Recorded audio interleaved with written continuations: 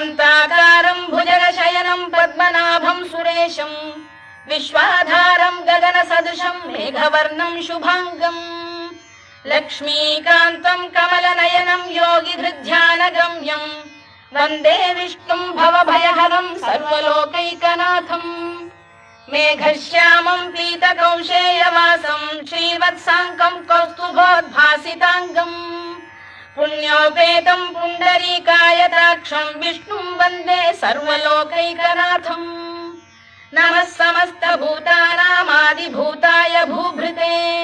अनेकरूपरूपाय विष्णवे प्रभविष्णवे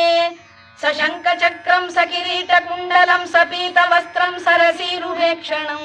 सहारवक्षस्थलशोभिकौस्तुभं नमामि विष्णुं शिरसा चतुर्भुजम्